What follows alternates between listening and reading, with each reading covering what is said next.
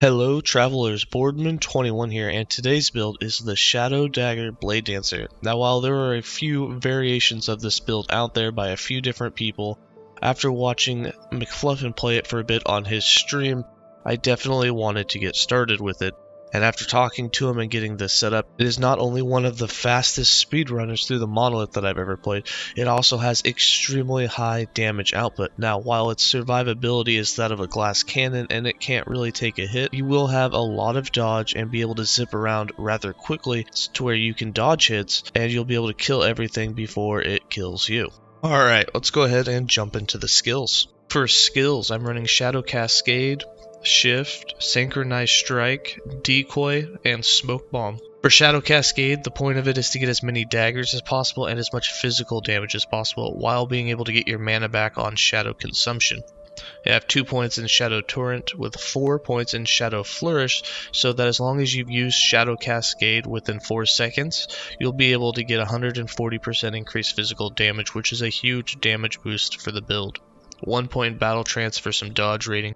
1 point in Crushing Darkness, 4 points in Dagger Dance. This means when you use Shadow Cascade, it'll now throw 4 daggers. 1 point in Porcupine's Wrath, you'll now throw 7 daggers total, but you'll have no melee attack anymore, which is perfectly fine as the Shadow Daggers is going to be all the damage that you need. And with 1 point in Shadow Elegance, when you throw those Shadow Daggers, if you hit the same enemy with 4 of them, it now does an extra hit where the daggers plunge into the target, doing an additional physical damage hit, and it's always going to do a critical strike. There's also a thing that you can put on gear and idols called Shadow Dagger Effect. Shadow Dagger Effect will reduce the number of these that you'll need. At 150% Shadow Dagger Effect or higher, you will actually only need 2 hits with a Shadow Dagger instead of 4 in order to proc this secondary effect.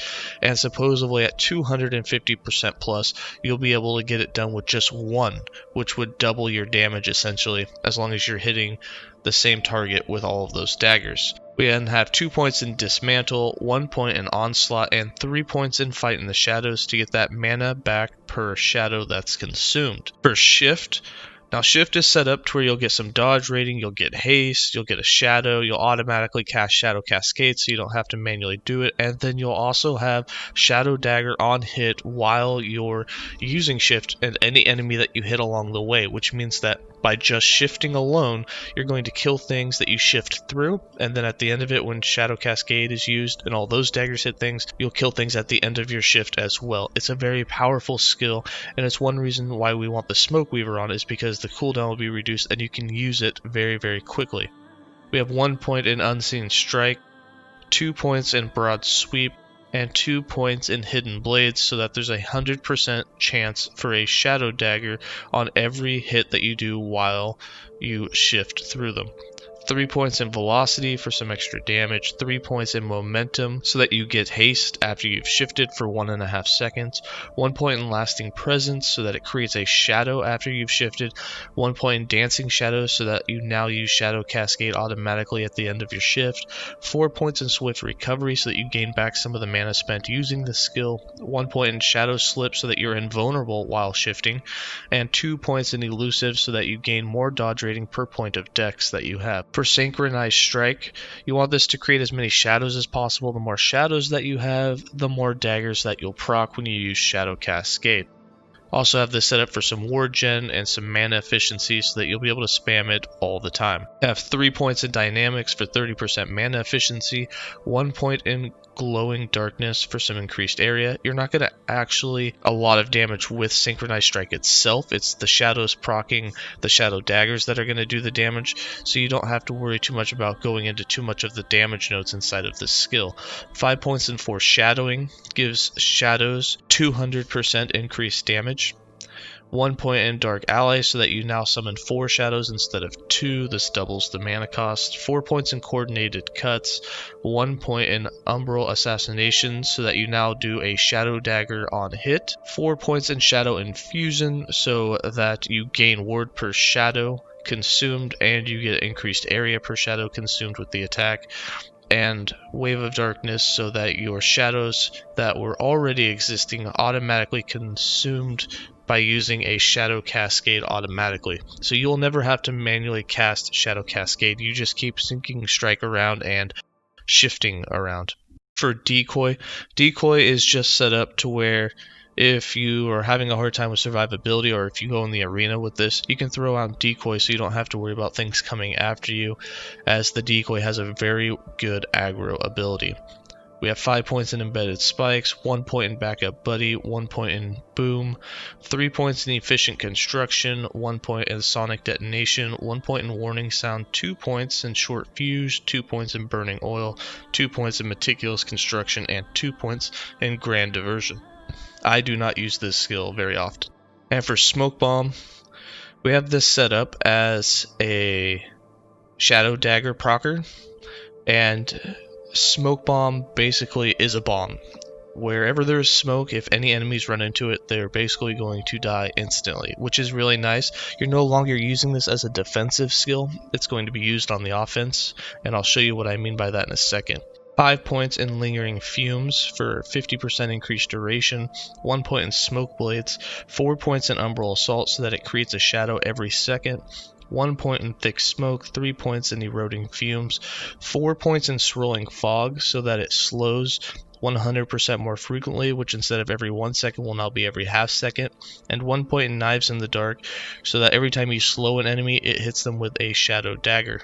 And to show you what I mean by how powerful Smoke Bomb is, if I go over here and throw down a Smoke Bomb on the training dummy, I can literally walk away and it's going to do 200,000 damage every half second, which is just a bit crazy. If I shift also does some crazy damage. You can literally just shift through and you'll do 200,000 damage to everything you hit just by shifting through it, which is a bit crazy, and that's how you're going to be able to just go through echoes extremely quickly. Alright, for passives, for the Rogue base class, I have 28 points. I have 8 points in Swift Assassin, 1 point in Twin Blade, 1 point in Ghoul, 5 points in Evasion, 5 points in Agility, and 8 points in Duelist.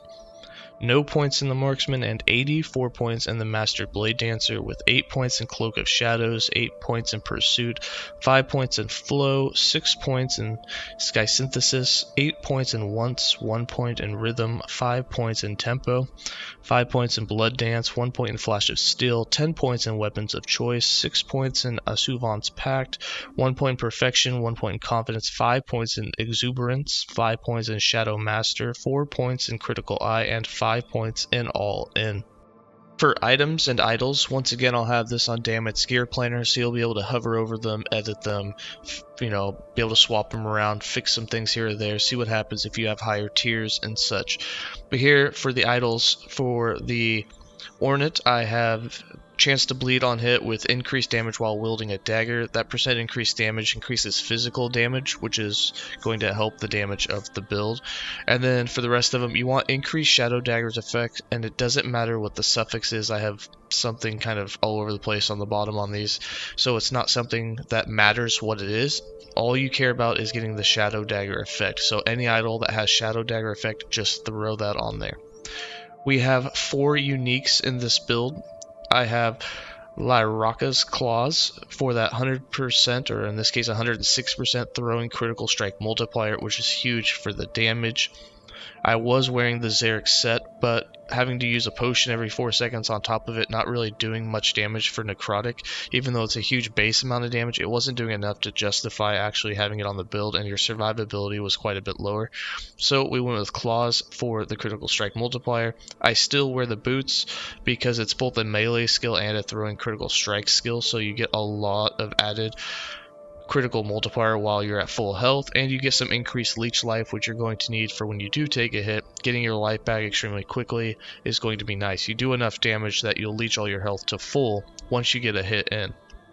Also running the Smoke Weaver. If you do not have a Smoke Weaver, that's perfectly okay. All you need to wear is a Ruined Dagger, because both the melee physical damage and the adaptive spell damage is added to the base damage of Shadow Daggers. So get a Ruin Dagger, put added melee physical damage on it, increased physical damage. The chance to chill and slow is always nice, but you can put whatever you want in the suffix slot. The Smoke Weaver is going to give you a lot of dodge, and it's going to reduce the cooldown recovery speed with shift, which is going to allow you to shift much faster.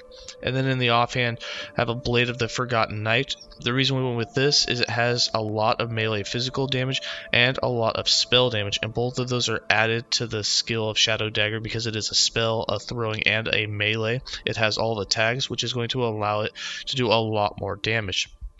You also get a chance for haste on hit, and the nice thing about that is it means that since you're going to be constantly moving, and this is kind of a speed running build, getting 100% uptime of haste is really nice.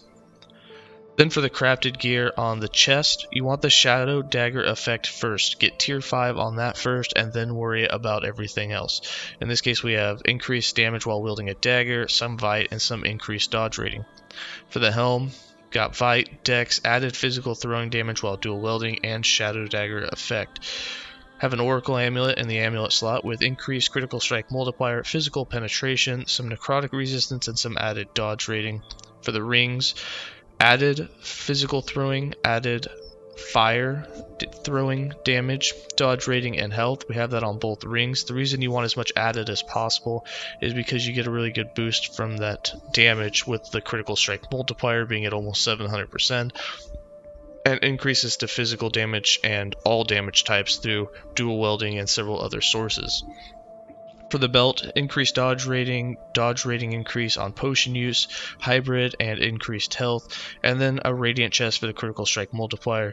Throwing attack damage, physical damage, you can put critical strike multiplier on here as a prefix, and then I have elemental resist and health.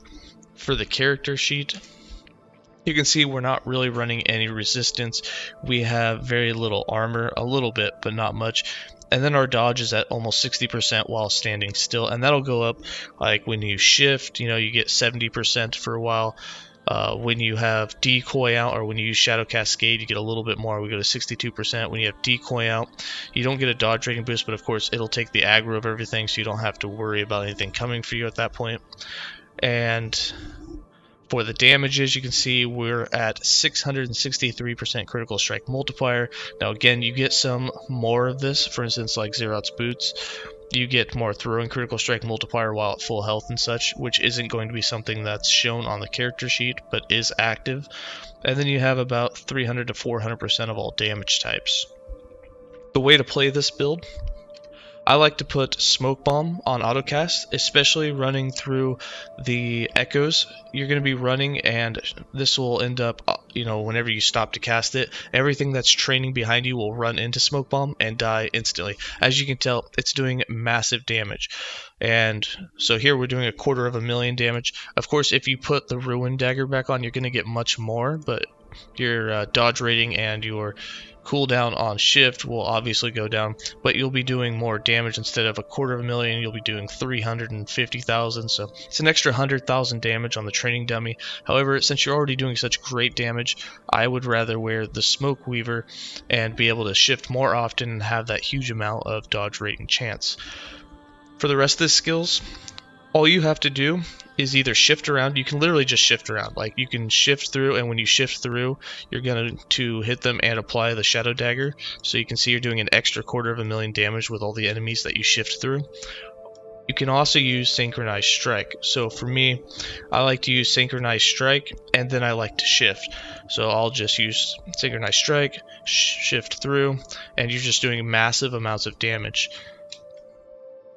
All those Shadow Daggers hit the target. Now, not all of them from each shadow will all hit the training dummy together. However, each one will usually have at least one dagger that hits, and you only need 2 to proc the Shadow Dagger plunge effect, which does that 250,000 damage, which is huge. And as you can see in the gameplay, the damage is good enough that we one-shot the Abomination. The rest of the bosses go down in just seconds, and you can literally just shift from beginning to end through the echoes and fly through them. Again, this isn't going to go super far in the arena, but it does do really well in the Monolith of Fate. Alright, I'm going to go ahead and give you guys some more gameplay.